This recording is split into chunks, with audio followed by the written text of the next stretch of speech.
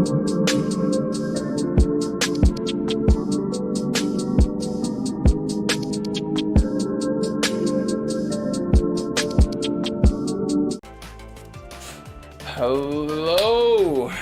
welcome to the video. It's your boy PassDaHerb, back at it again with another video, and today I am going to be explaining how to start Tekken as a beginner.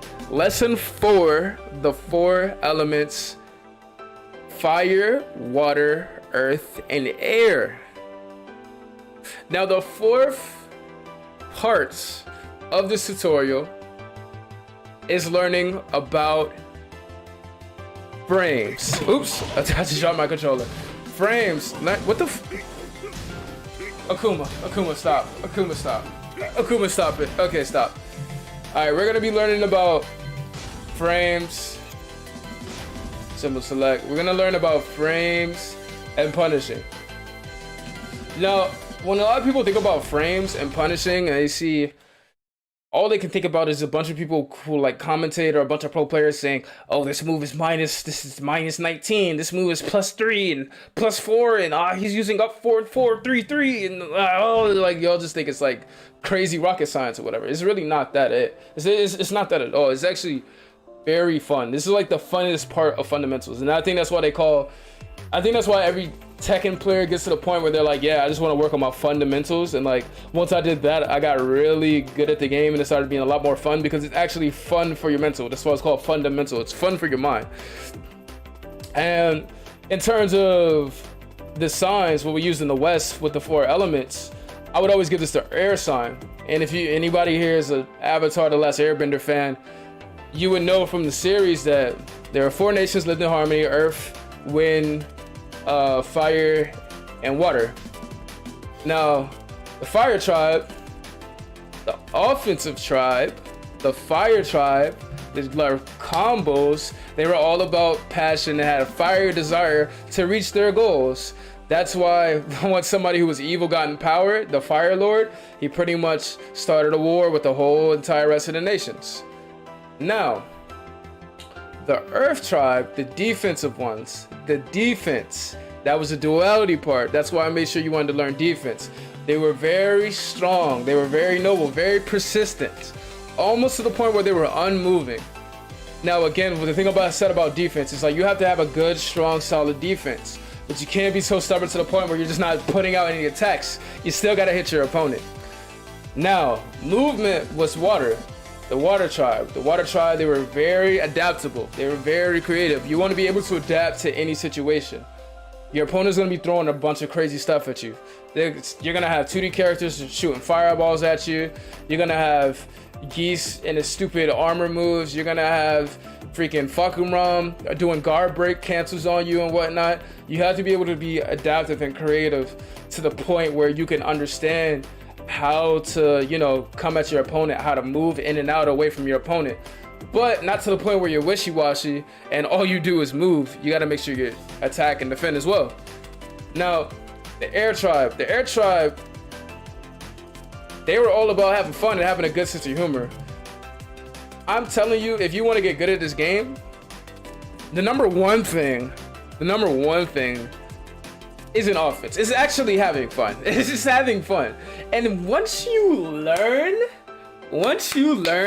frames, character knowledge, and matchups, oh my god, this game, like, it just becomes that much more fun, because you're like, yo, all these people who used to do this dumb stuff to me, they could literally never do it to me again.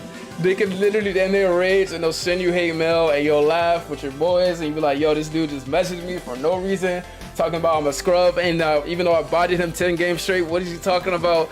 The game becomes so much more fun. So, while we're doing this, I really, again, like I said, I don't know the Akuma matchup. I really don't.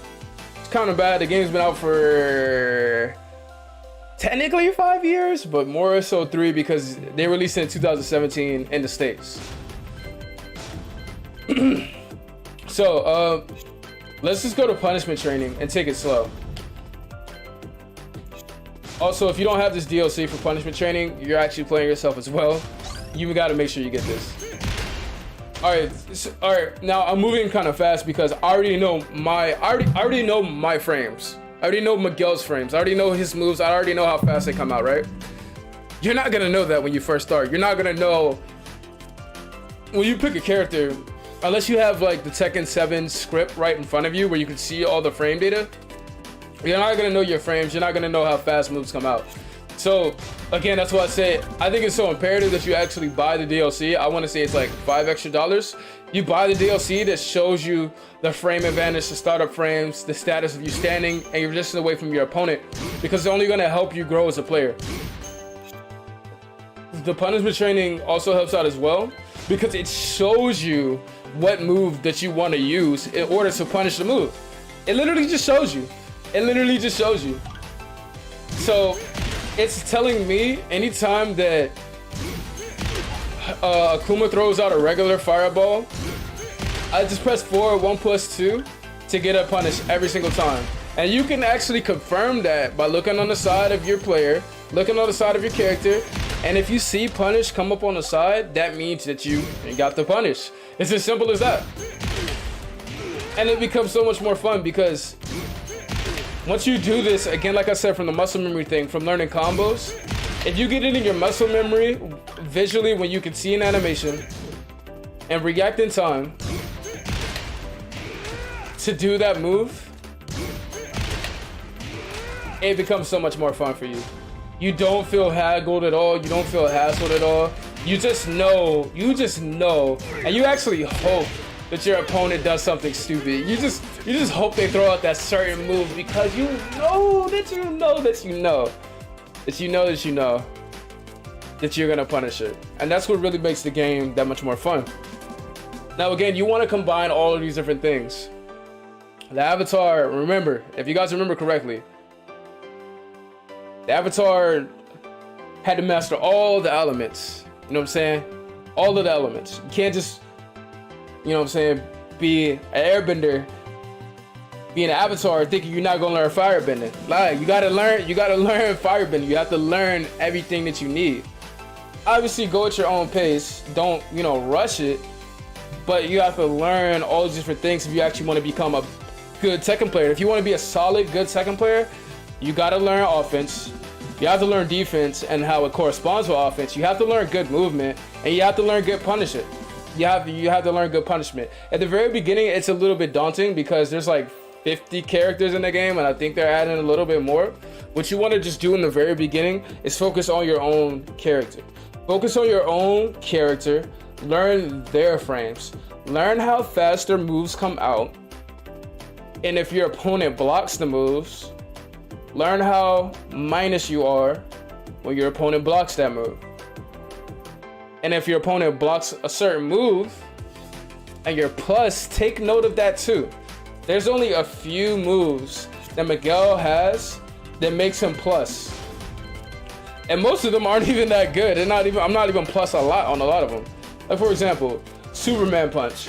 When Miguel does Superman punch, he's plus 3 frames. And the opponent is minus 3 frames. That's how you're able to tell. That's how you're able to tell if you're plus or not. Again, with this string, 1, 2, 1+2, I'm +4. When he comes down after that, that means it's still my turn. That means my opponent is minus 4 frames and I'm plus 4 frames. So when in that small time period, if I take my turn back and just do a fast attack, there's no way Akuma's gonna beat me. I mean, unless he does an uppercut, which has invincibility on it. But like I said, there's no way he's gonna beat me. Again, my back 3. Back 3. It leaves me +7. Pretty good move, because I can get into savage stance afterwards. Just a little bit of this, mix up my opponent a little bit. It's a good way to start up my mix-up. You also want to look up for like ways to do that. You want to look out for ways to start your mix-ups up. Again, like the game becomes like super fun after that. Now again, a move like this. Savage down back 4. If my opponent blocks this, I'm -29. They can easily launch me. The up forward 4, a regular hop kick. I'm -13. Any opponent can get a decent punish off of that. And for example, Savage down forward 2, -17. Oh my god. Oh my god. I have to be so sparing You have to make sure that you're aware that your opponent can do certain things to you. You got to be aware that you know that they can punish you if you throw out a certain move willy-nilly and they block it. You're gonna get launched, and then you're gonna get in a combo. So you have to know why. If you use certain moves, the kind of risk you're taking. That's all it's about. It's mitigating risks, stupid risks. It's mitigating the stupid risks for certain moments. Like if you have the life lead, if your opponent is enraged, they have 5% health left, and you have like over 90% of your health left, don't do a stupid move. Why take a dumb risk when you're that far ahead, trying to close out a round? Just do a soft little move, like something like down 4. You know, they can't really. You're minus 11, yeah. Nobody really has anything. Nobody really has any punish this 11 frames. This is gonna be a whole lot of damage. Like there's nothing they can do. Look at that move. Boom. My down 4-1 is -2. You can't even punish me off of that. I just lose my turn. That's it. You just lose your turn. So again, this is the highest of the high to me. For me, it's all about, well, when you get into high level, because eventually you will, it's all about learning frames. It's all frame data at that point. It's all frame data because you already know how to do combos. You already know how to block highs, mids, and lows. You already know how to do Korean backdash and move around. And at that point, it's just learning all the matchup knowledge with all the other different characters. So again, this is just a small little, this is the small part of it. This is just this tip of the iceberg for you guys. So take all of this stuff that I taught you about singularity, offense, duality, offense and defense coming together, the Trinity, offense, defense, and movement, and the 4 elements, offense, defense, movements, and frames. Or you can just say knowledge. You can just say knowledge. And that's it for the video. If you like the video, please leave it a like. You know what I mean? If you haven't already, please make sure you sub to the channel. I'll see you guys in the next video. Thank you guys for watching. See you next time. Peace.